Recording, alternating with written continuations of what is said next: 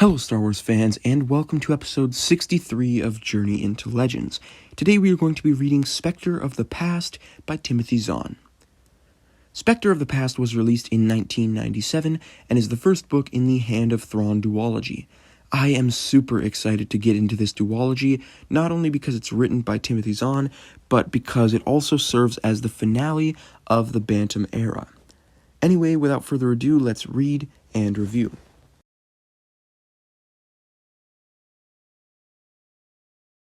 Alright, so the central conflict of this book is much more political than other books, which I really enjoyed.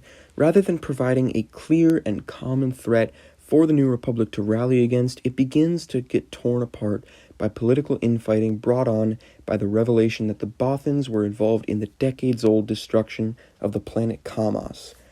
And I found this to be an extremely interesting and complex plotline with a lot of moral and ethical ambiguity. Further advancing the New Republic's downward spiral is, as always, Imperial conspirators, this time in the form of a triumvirate consisting of Moff Disra, Major Tierce, and a con artist named Flim, who is impersonating a dead Grand Admiral Thrawn. And this was my biggest issue with the storyline. I found the triumvirate to be all very bland characters, and introducing a fake Thrawn felt like a very cheap and uninteresting route to take this storyline. Another minor issue I had with this plotline was that it could have used a lot more of Borsk Phalia.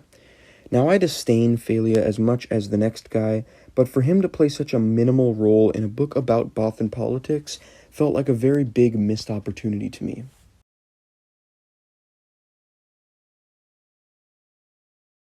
Another important storyline in this book revolves around something called the Hand of Thrawn. With it being the namesake of the duology, I'm assuming it'll be a lot more prevalent in the next book, but I enjoyed everything we got from it in this book. The mysterious ships that showed up at the Caverloo Pirates base and the Errant Venture, as well as the fortress Mara found on Nirawen, were very eerie and ominous, and I really enjoyed all of those scenes.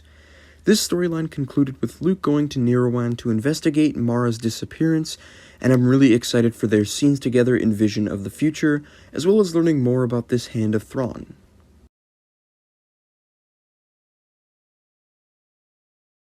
While Moff Disra and his cronies are busy using the Caamas Crisis to stir the pot, Admiral Pellaeon arranges to finally put an end to the Galactic Civil War by surrendering to the New Republic.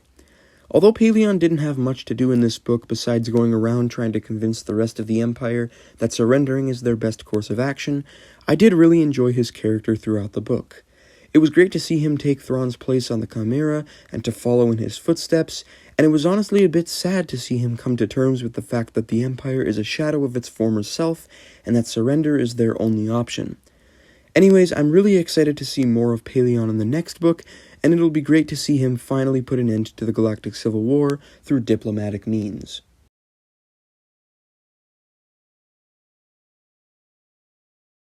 So overall, I really enjoyed this book. Although it wasn't very action-oriented and was almost entirely set up for the next book, I thought it did a great job at doing just that. And I'm super excited to see how the next book will pay off what this book set up.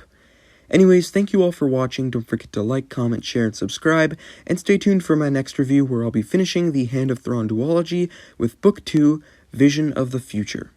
See ya.